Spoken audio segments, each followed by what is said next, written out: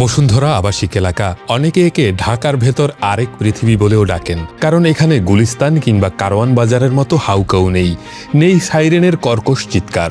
দেয়ালে দেয়ালে পানের পিক তো দূরের কথা, অমুক ভাইয়ের পক্ষে ভোট চেয়ে কোনো পোস্টারও চোখে পড়ে না কয়েক মাইলের মধ্যে। চাঁদাবাজি তো কল্পনাতীত, মোড়ে মোড়ে নেই বিড়ির দোকান কিংবা রাস্তায় নেই কোনো ইভটিজার। দুপুর রাতেও দিব্যি হেঁটে বাড়ি ফেরে এখানকার বাসিন্দারা, নারীর দিকে চোখ তুলে তাকানোরও কেউ নেই। কিন্তু দুনিয়ার সবাইকে সুন্দরের পক্ষে রাখা যায় না। এত দিন ধরে শান্তিতে বসবাস করা বসুন্ধরাবাসীরাও গন্ধ পাচ্ছেন ষড়যন্ত্রের। কারা যেন তাদের নির্ভর থাকাটাকে মেনে নিতে পারছেন না। কেড়ে নিতে চাইছেন শান্তির ঘুম, ভাগিয়ে দিতে চাইছেন বসুন্ধরায় থাকা হাজারো ঘুঘু ও শালিকদেরকেও। বসুন্ধরা আবাসিক এলাকাকে ঢাকা উত্তর সিটি কর্পোরেশনের নিয়ন্ত্রণে নিয়ে আসার সিদ্ধান্ত নিয়েছে সরকার। ৭ মে মন্ত্রিসভার বৈঠকে এ সিদ্ধান্ত হয়। সরকারের সিদ্ধান্তের সম্মান জানিয়েছে বসুন্ধরা কর্তৃপক্ষ। কিন্তু বসুন্ধরাবাসী কোনোভাবেই সিটি কর্পোরেশনের অধীনে যেতে চান না। এ নিয়ে সরকার ও বসুন্ধরার মধ্যে আলাপ চলমান। কিন্তু এর মধ্যেই দেশের অন্যতম জাতীয় দৈনিক প্রথম আলো বসুন্ধরা আবাসিক এলাকা নিয়ে লেখালেখি শুরু করেছে। তারা ফেসবুকে এ সম্পর্কে একটি ফটোকার্ড প্রকাশ করেছে, যেখানে তারা বলছে বসুন্ধরা যেন রাষ্ট্রের ভেতর আরেকটি রাষ্ট্র। তারা আরও লিখেছে, প্রথম আলো এলাকাটির অন্তত 15 জন জমির মালিক, ফ্ল্যাট মালিক, ভাড়াটে, আবাসন ব্যবসায়ী, জমির ক্রেতা ও কেনাবেচার মধ্যস্থতাকারীদের সঙ্গে কথা বলেছেন।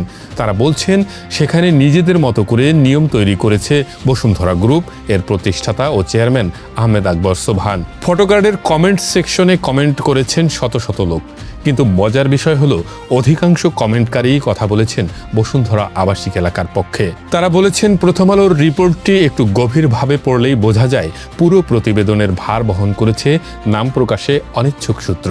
কে বলেছেন জানা নেই, কোথা থেকে বলেছেন জানা নেই। প্রতিবেদনে কাঠা প্রতি 5 লাখ টাকার ফির কথা বলা হয়েছে, কিন্তু কেন নেওয়া হয় সে প্রশ্নের উত্তর লুকিয়ে রেখেছেন রিপোর্টার।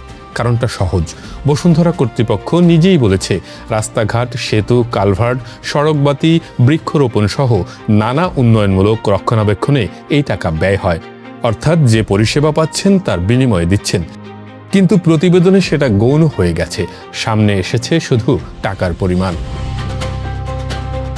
সঞ্জয় দে নামের একজন ফেসবুক ব্যবহারকারী এই সূত্রের বিষয়টাই ধরিয়ে দিয়েছেন। বলেছেন নাম প্রকাশে অনিচ্ছুক বাসিন্দাদের বরাতের ভিত্তিতে গোটা রিপোর্ট সাজিয়ে তোলার বিষয়টি বেশ ইন্টারেস্টিং। আর কাজী তানভীর মজা করে জিজ্ঞেস করেছেন, বসুন্ধরা কি প্রথম আলোতে বিজ্ঞাপনটাও বন্ধ করে দিল? মনিরুল ইসলাম আরও সরাসরি বলেছেন এটি স্পেসিফিক উদ্দেশ্যকে সামনে রেখে করা রিপোর্ট, একটি পরিকল্পিত রাজনৈতিক উপস্থাপনা। সাধারণ পাঠকরাও এটি বুঝতে পারছেন। কিন্তু যুক্তির খাতিরে ধরে নেওয়া যাক বসুন্ধরায় কিছু অনিয়ম আছে। মাহবুবুল হোসাইন নিজেই স্বীকার করেছেন সেটা, কিন্তু পরেই বলেছেন তবুও ভেতরে যারা থাকেন তারা ভালো আছেন। পরিষ্কার পরিচ্ছন্নতা, বহিরাগতদের কড়া নিয়ন্ত্রণ, যানবাহন শৃঙ্খলা, এসব যে কোনো নগরের স্বপ্নের ব্যাপার। আদনান মাহবুব বলেছেন একটা আবাসিক এলাকা কেমন হওয়া উচিত বসুন্ধরা তার মডেল। সিটি কর্পোরেশনের বরং শেখা উচিত এদের থেকে। আর হেদায়েতুল্লাহ খান বলেছেন আরও দূরদর্শী কথা, রাষ্ট্র বরং বসুন্ধরা মডেল ফলো করতে পারে দেশকে নিরাপদ ও যানজটমুক্ত রাখতে। প্রশ্ন তাহলে একটাই, সিটি কর্পোরেশনের আওতায় গেলে কি হবে? উত্তর দিয়েছেন বসুন্ধরা ওয়েলফেয়ার সোসাইটির সভাপতি নিজেই। বলেছেন বসুন্ধরায় মানুষ দরজা খুলে ঘুমাতে পারে, সিটি কর্পোরেশন এভাবে চালাতে পারবে না। সেখানে গেলে দোকানে দোকানে ভরে যাবে, পরিবেশ সৌন্দর্য কিছুই থাকবে না। রেদওয়ান হৃদি সামান্য কথায় পুরো ভবিষ্যৎটা বলে ফেলেছেন। সিটি কর্পোরেশনের আওতায় বসুন্ধরা হবে বস্তিধরা। আর এমডি আহসান ইসলাম ব্যাখ্যা করেছেন রিকশা, মাদকের অভয়ারণ্য, নিরাপত্তার ঝুঁকি, রাস্তার ধারে ময়লার ভাগার, ফুটপাত দখলের দোকান, এ সব কিছু দিয়ে ভরে যাবে এই এলাকা। এটা কারো রাজনৈতিক বক্তব্য নয়, এটা একজন সাধারণ মানুষের জীবন কথা। এমন শত শত পজিটিভ কমেন্টে ভরে গেছে কমেন্ট সেকশন। তারা বলছেন বসুন্ধরা বসবাসের জন্য আদর্শ। তারা ইঙ্গিত করেছেন এটি স্পেসিফিক উদ্দেশ্যকে সামনে রেখে করা রিপোর্ট। বসুন্ধরায় বাস করা লাখো মানুষ চান বসুন্ধরা যেমন আছে থাকুক ঠিক তেমনই। যে এলাকায় মানুষ রাতে দরজা খুলে ঘুমায় সেই এলাকাকে যেন সহযোগিতা করে সরকার নিজেই।